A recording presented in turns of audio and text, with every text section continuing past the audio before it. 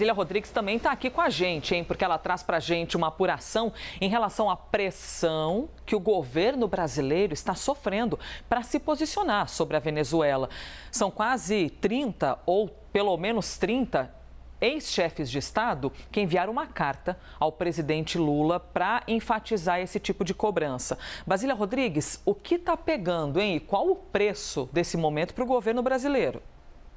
O que o governo considera cautela e os críticos chamam de omissão para as fontes no Itamaraty, no Palácio do Planalto, tem dado resultado positivo. Então, essa estratégia de adiar a posição do Brasil, ou seja, não dizer agora se reconhece ou não a declarada vitória de Nicolás Maduro, para o governo brasileiro tem surtido efeito, porque isso deu tempo para que os países, especialmente aqui sul-americanos, se aglutinassem, né, nesse esforço de pacificação da Venezuela, revivendo até um momento que no primeiro governo de Lula foi chamado de Amigos da Venezuela, né? Grupo de Amigos da Venezuela, naquela época, uma iniciativa liderada pelo Brasil e que agora o país novamente tenta recriar os mesmos moldes, mostrando que a Venezuela não ficará isolada do mundo, né? Quanto mais aqui dentro do seu continente, né? No quintal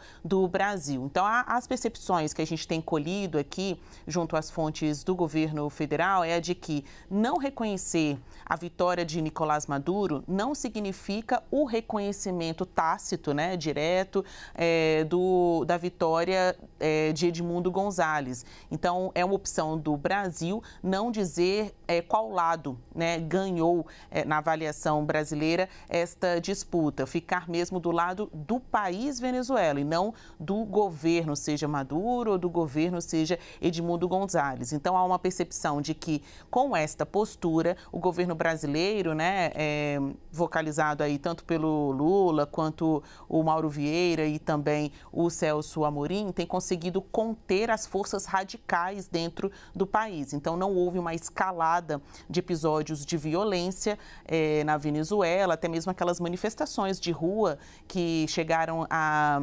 aparecer na primeira semana, logo após o resultado das eleições da Venezuela, elas minguaram, né? Então, há uma percepção na visão do Brasil, pelo menos até aqui, de uma contida estabilidade, né?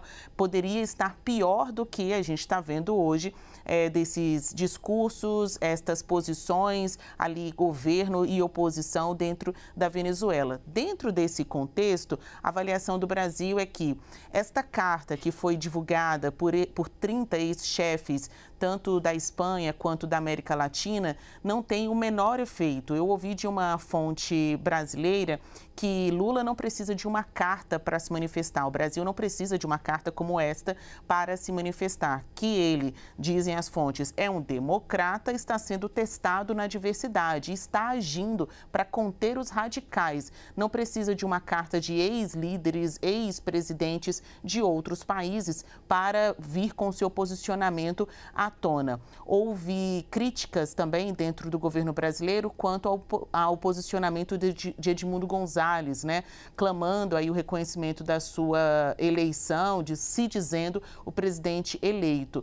Assim como a gente já vem trazendo esta avaliação para vocês, o Brasil entende que houve um erro de Edmundo Gonzalez, porque esta reação faz com que a Venezuela reviva a instabilidade ali da disputa entre o grupo de Chávez e Guaidó, né? O também autodeclarado presidente da Venezuela. Então, essa ideia de o Brasil fazer todos os esforços possíveis para não contribuir com a instabilidade da Venezuela é o que tem imperado por aqui.